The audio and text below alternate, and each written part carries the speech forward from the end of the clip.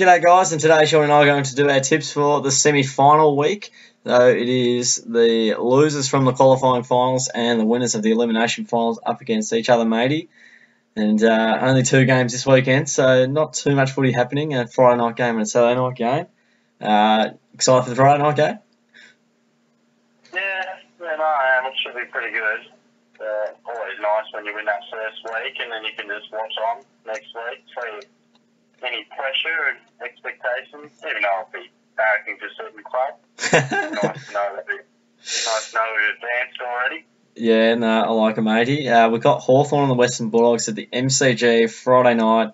There's been a couple of upsets, and the Hawks went down to the Cats by 2 points in what was a frenetic contest, one of the greatest finals ever played. No bias there. And the Dogs are a bit of a surprise packet in the finals. They've got just about their best crew back for once, and they did a great job and did the job against the Eagles very comfortably, and they would be thinking they're a big chance. Yeah, they will, and fair enough too. I mean, if they produce similar footy as they did over there, kind of pressure and manic pressure and creating chances upon chances, they'll be a reasonable show for sure.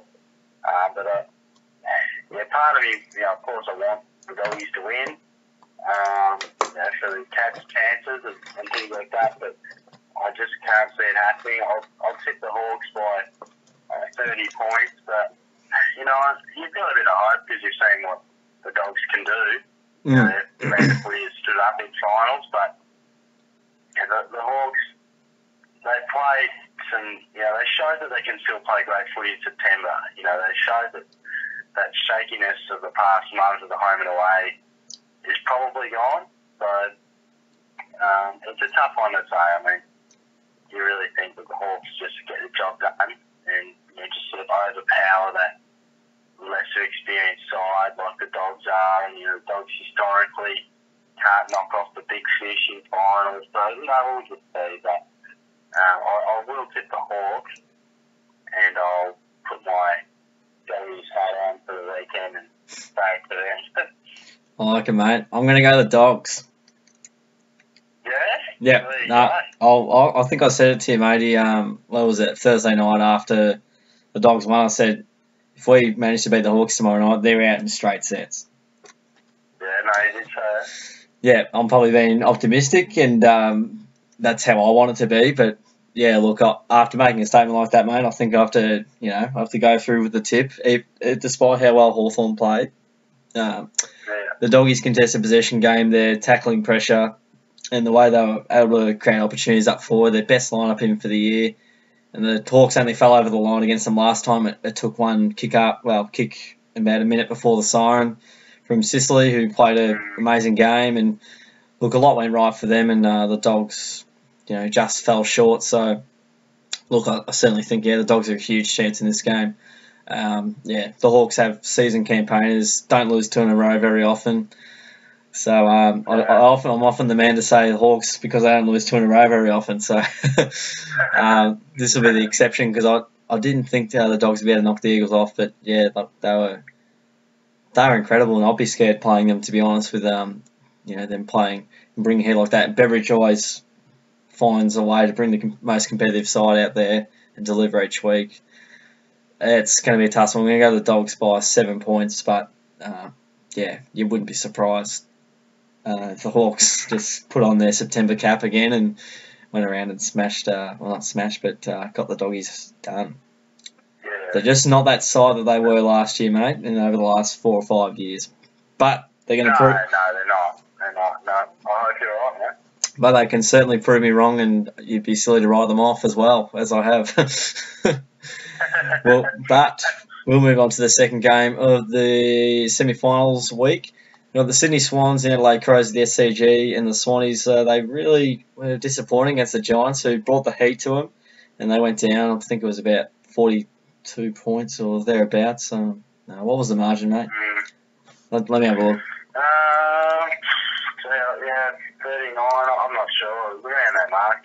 36 points. So 6 goals to the Giants, and both wasted opportunities early. And Sydney just couldn't find an avenue to goal. They really struggled from 70 metres out into their 50 and couldn't convert early, which didn't help, not for the Giants. And the Crows were, pretty impressive against the North Melbourne Footy Club and did what they had to do, kind of thing, and really took the margin out and played well at Adelaide Oval. So Adelaide have won 11 of 17 at the SCG, apparently. Apparently that's the mail there, and they've won some close ones over there the last few years when the Crows have been a good side, but very tough to see Sydney losing 2 in a row, especially finishing on top. Yeah, for sure. I mean, they are a fantastic side, and I didn't see that Giants game. I mean, they obviously played some great footy and defeat Sydney, and I did see the Crows defeat North, and they were pretty good. They were pretty impressive. I mean, I think North they lived in the finals and they played with the side that played with a bit of heart, but probably not the personnel or anything like that to really do damage. And I think that sort of showed that they certainly didn't lack effort, but the Crows just used a bit more class. I think the Swans will be too good on this occasion. I'm going to tip them by 39 points relatively comfortably, because often the temptation can be when the qualifying final, the losers go there and they take on a side that we've just watched have a good win. The temptation is often to back in that in-form winning side, but not always, but often you can see this real steely response and strong response from a quality side. Of course, the top 2 sides outside the top 4 are a bit more even this year, and so yes. The Crows might feel a bit of confidence from that, but I suppose from a game stand, I'd probably look at that midfield, somewhere that Adelaide has really been kind of difficult to match quality sides with. We know they've got the best attack. They come up against the best defence in Sydney. That'll be pivotal, which one of those great assets of those sides can come out on top. But I just feel as if that midfield doesn't run deep enough for the Crows, just on pure class, and not to mention at the SCG. Can't forget how good a side they are there. I know the record is reasonable for the Crows, which surprises me, but records, they mean something, but it's not always the be-all and end-all, I suppose. I do think that the Swans will be too good there, mate. What do you reckon? Yeah, I'm with you, matey. I'm going to go to the Swans by 28 points. You just expect them to bounce back, and it was un-Sydney-like, that performance. I mean, my man Dane Rampy got an absolute bath and a shower all in one from Jeremy Cameron, who tore him a new one. Just, there was times where he was good, but he had a shocking day. But look, you'd expect Sydney to respond, especially in the final. It's very rare that first would be knocked out in straight sets. I don't know if it's ever happened under the current final system, but I'll have to investigate that for further clarification. Look, I think the Crows, and I've said it for basically most of the year, that they're a really exciting and really talented side. But I think coming up against us a couple of times and coming up against the Eagles recently, they really have shown the way to stop the Crows, just by pressure and just stopping their rapid ball movement from half-back. And Brodie Smith, speaking of ball movement from half-back, Brodie Smith last time, mate, over 600 metres gain. I think he kicked a couple of goals, and we know he's good, but played a really good finals game there, and him and Sloan were 2 key inclusions, and I think the Crows are a side that need their best 22 in to be really good. I mean, obviously most teams need to, but you look at that midfield and the quality of names with Sydney. When you look at the Crows, you got Sloan, and then who have you got? You've got Thompson, who's near the end, and probably another year left in him. And you've got Crouches, and you've got like a Rory Atkins on the wing and whatnot. So not household names. You've got Lyons as well, and they're not household names, but they've done well. I just don't know if that'll hold up in September, and I think Sydney's pressure, they'll be like fighting animals next week. I just think Sydney's pressure will be too strong and won't allow the Crows those easy goals they get out the back. And the dimensions will certainly trouble the Crows a little bit as well. up, mate. It'll be great to watch on, that's for sure.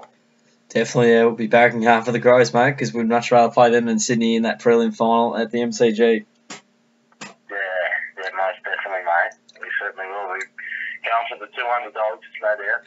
Yeah, and we like underdogs winning, so those are our tips, guys. The semi-final week, so Shorty is going for the Hawks, I've gone for the Dogs, and we've agreed on the Swans. So we've gone with those guys, and hopefully the Dogs and the Crows can get a win for us. We'd be very wrapped with that, and I could not get a much better finish than that. Absolutely, mate. Good stuff today. Yeah, solid work. Those are our tips, guys. Don't forget to check in your tips in the comments, and don't forget to give the video a like, subscribe as well. That'll be fantastic. And don't forget to check out our other ones as well. We'll catch you guys all next time.